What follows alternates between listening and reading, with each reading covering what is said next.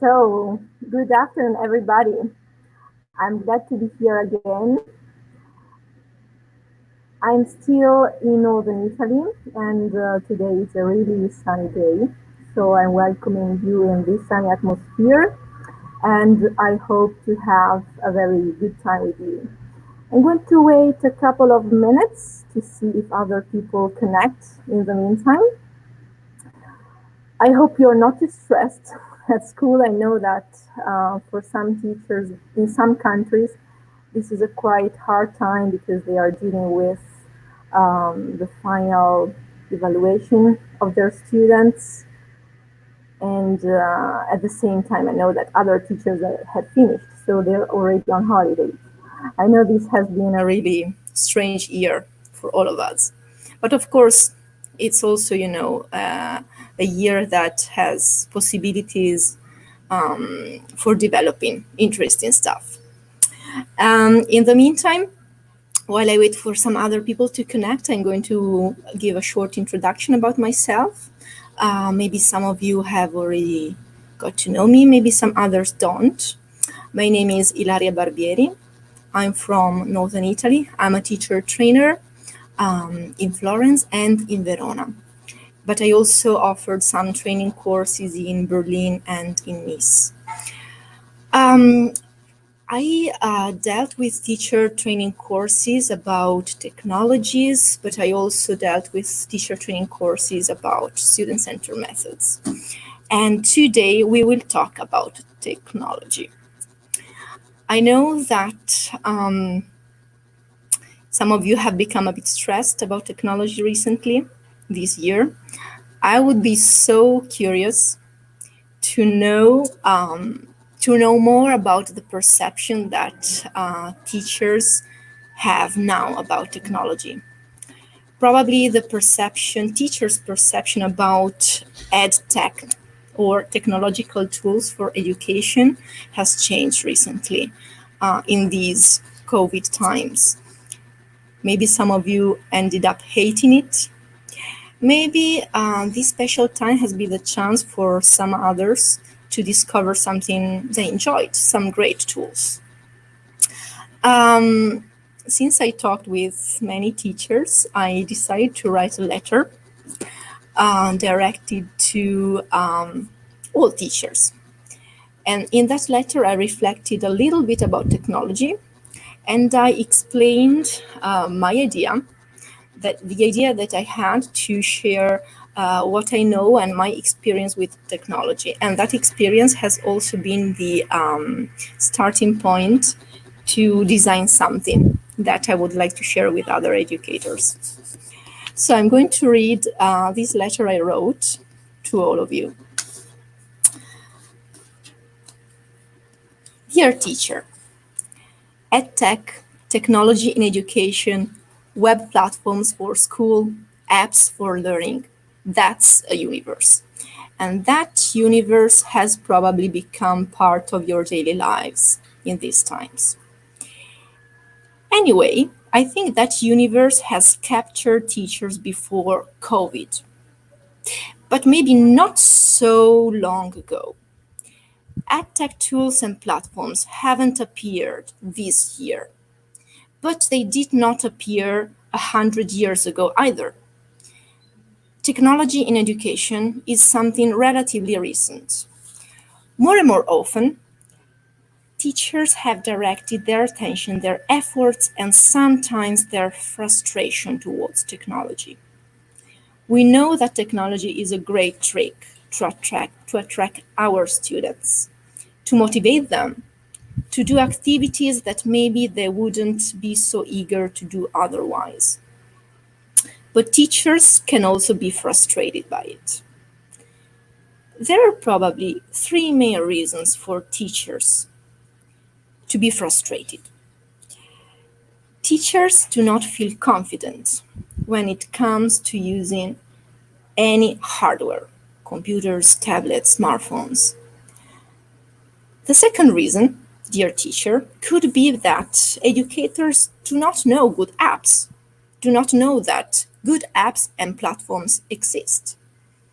And I think The third reason not to like technology is there is too much.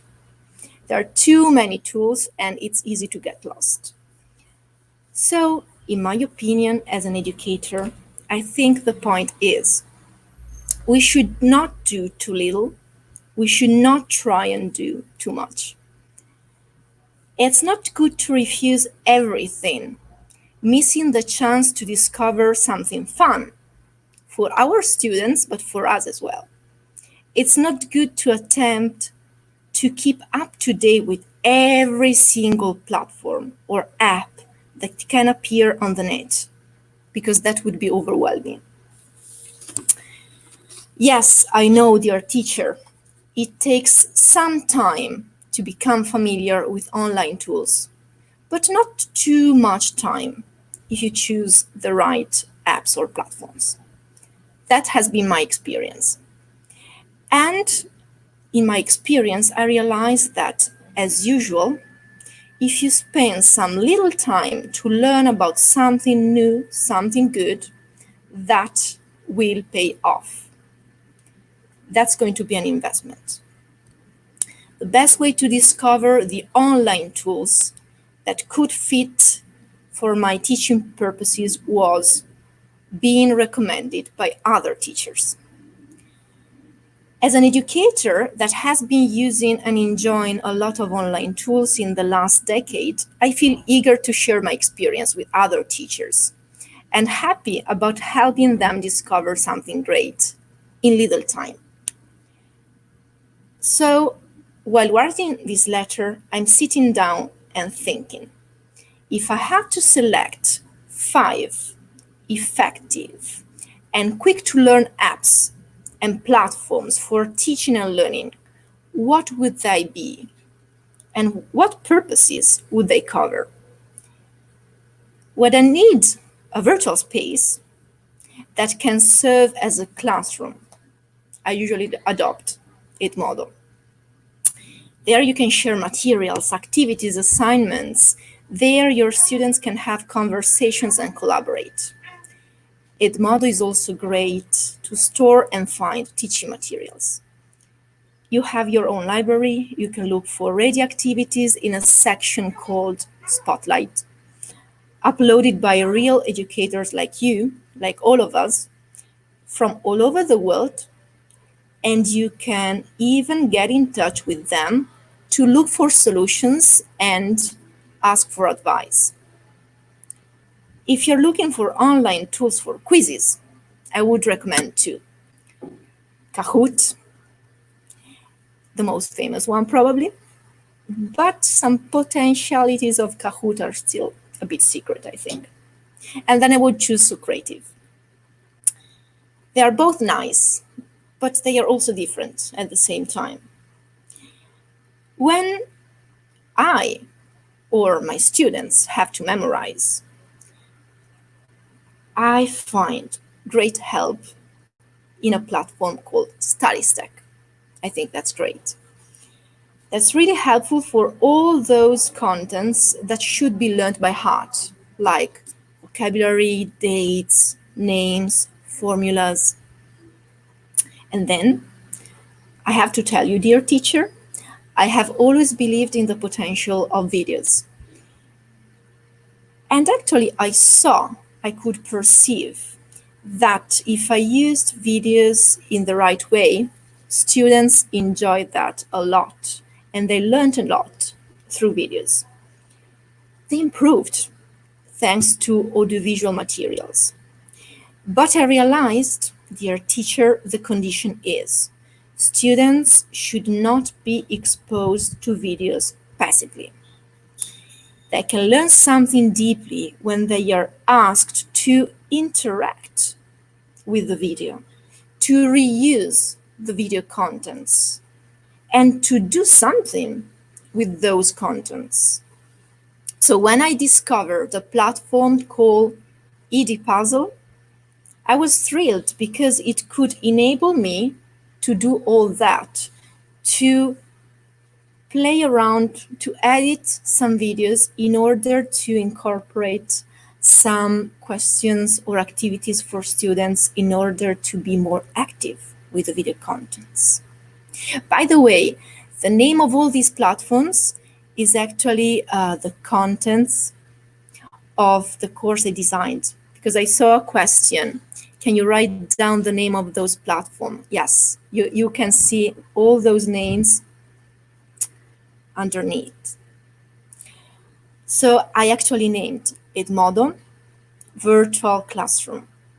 So Creative and Kahoot for online quizzes, Study Stack to memorize, and finally, for audiovisual materials that enable students to be active with the contents, I named Edit Puzzle.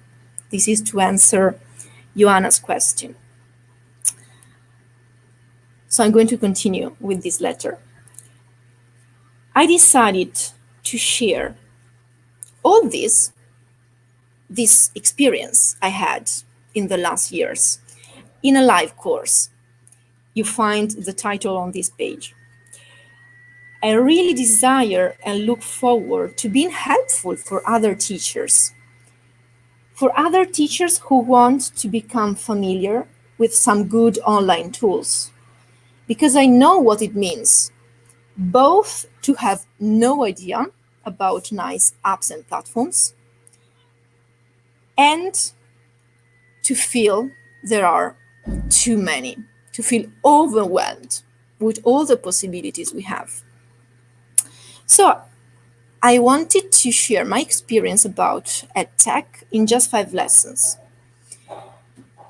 And I wish to make the answer to the next questions super clear to teachers. What online tools can I use if I'm looking for a comfortable virtual space? What tools can I use if I want my students to learn through enjoyable quizzes? And what tools I need if I want my students to memorize contents? And finally, to learn through videos. So, to answer these questions and to share my experience, I had the idea of the live course that I will deliver soon. And I really wish I can help other educators. And I think that technology doesn't need to be frustrating, but if you select something from that big universe, technology can be something that gives some pleasure in learning, and not only to our students, but also to ourselves. So I really wish you a very nice day, and I'm really looking forward to seeing you. I thank you for your attention. I'm sending you a very big hug, and I hope you keep enjoying your job despite all the difficulties that you have been dealing with in recent times. And I think we are really lucky with our job, because it's a constant opportunity to grow up, to discover tools, and also to create, to leave space and to express our creativity. Thanks a lot to all of you, and I hope to see you soon. Goodbye. Have a really nice day.